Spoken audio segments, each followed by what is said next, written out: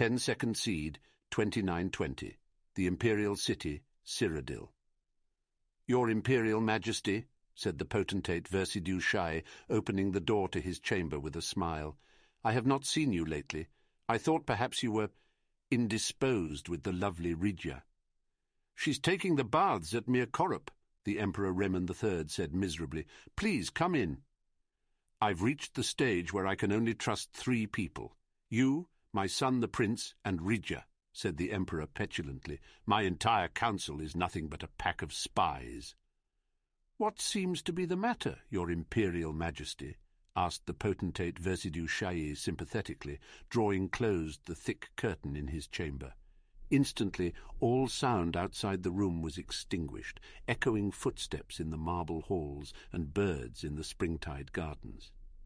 I've discovered that a notorious poisoner, an Orma tribeswoman from Black Marsh called Kachika, was with the army at Caer Suvio while we were encamped there when my son was poisoned before the battle at Bodrum. I'm sure she would have preferred to kill me, but the opportunity didn't present itself. The Emperor fumed. The Council suggests that we need evidence of her involvement before we prosecute. Of course they would, said the potentate thoughtfully, particularly if one or more of them was in on the plot. I have a thought, Your Imperial Majesty. Yes, said Remen impatiently. Out with it. Tell the Council you're dropping the matter, and I will send out the guard to track this Kachika down and follow her. We will see who her friends are, and perhaps get an idea of the scope of this plot on Your Imperial Majesty's life. Yes, said Remen with a satisfied frown, that's a capital plan. We will track this scheme to whomever it leads to.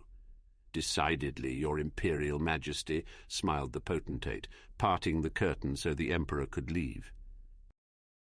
In the hallway outside was potentate Versidu Shai's son, Severian Korak. The boy bowed to the Emperor before entering the potentate's chamber. Are you in trouble, father?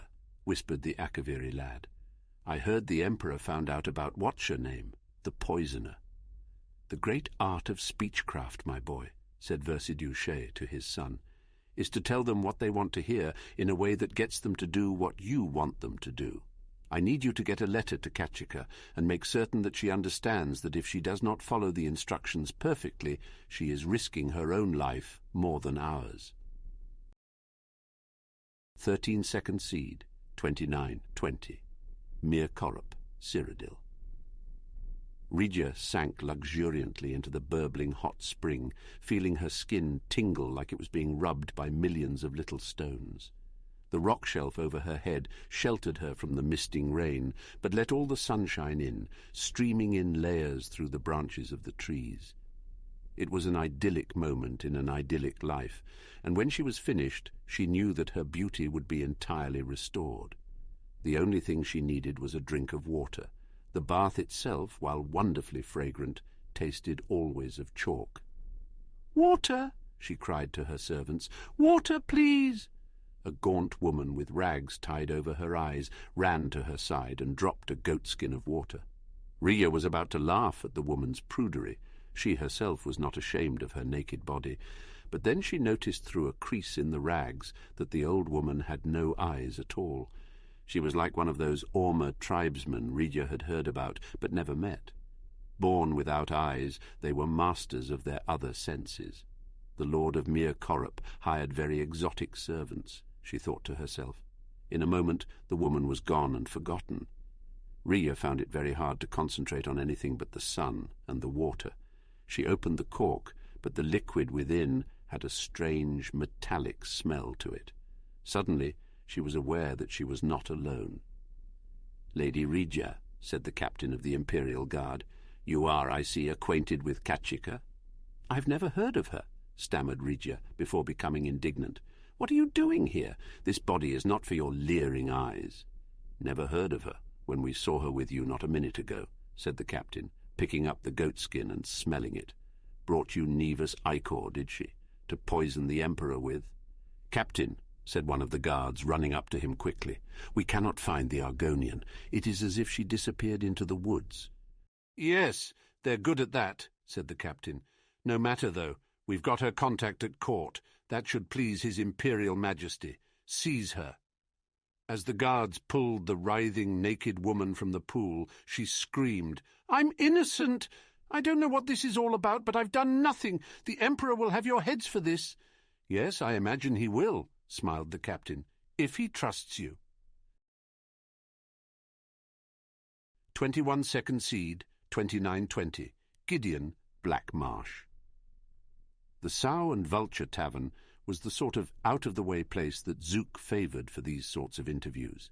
Besides himself and his companion, there were only a couple of old sea dogs in the shadowy room, and they were more unconscious from drink than aware. The grime of the unwashed floor was something you felt rather than saw. Copious dust hung in the air, unmoving in the sparse rays of dying sunlight. "You have experience in heavy combat?" asked Zook. "The reward is good for this assignment, but the risks are great as well." "Certainly I have combat experience," replied Miramore haughtily. "I was at the Battle of Bodrum just 2 months ago. If you do your part and get the Emperor to ride through Dozer Pass with a minimal escort on the day and the time we've discussed, I'll do my part. Just be certain that he's not travelling in disguise. I'm not going to slaughter every caravan that passes through in the hopes that it contains Emperor Riemann." Zook smiled, and Miramore looked at himself in the Kothringi's reflective face.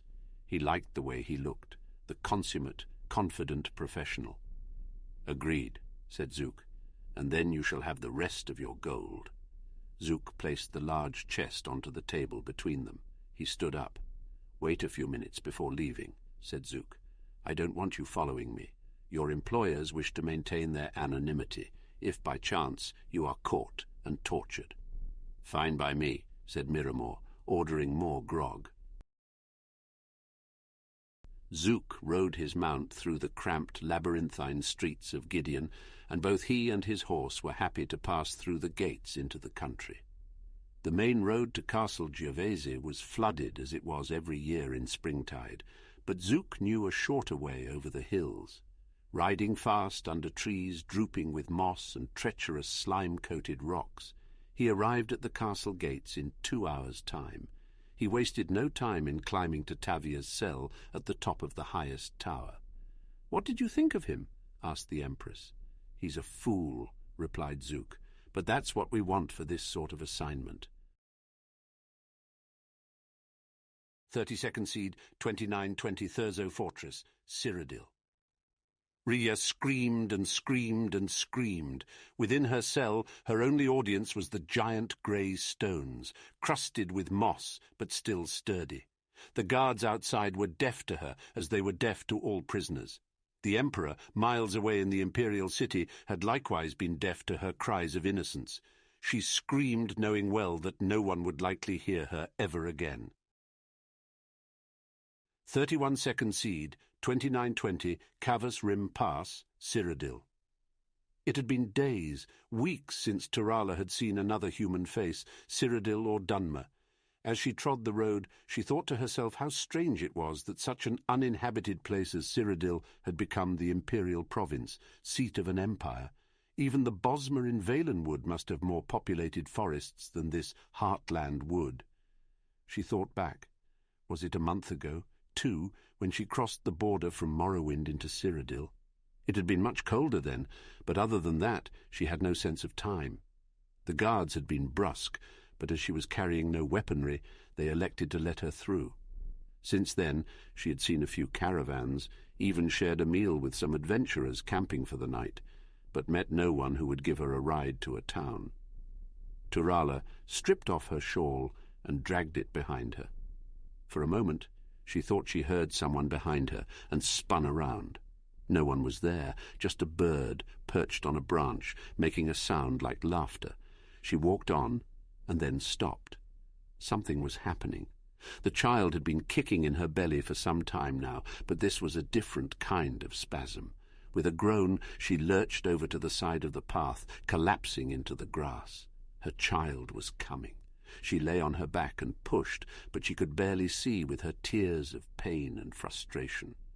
How had it come to this? Giving birth in the wilderness all by herself to a child whose father was the Duke of Mournhold. Her scream of rage and agony shook the birds from the trees. The bird that had been laughing at her earlier flew down to the road. She blinked, and the bird was gone, and in its place a naked elf man stood, not as dark as a Dunmer, but not as pale as the Altmer. She knew at once it was an Ayleid, a wild elf. Turala screamed, but the man held her down. After a few minutes of struggle, she felt a release, and then fainted away. When she awoke, it was to the sound of a baby crying. The child had been cleaned and was lying by her side.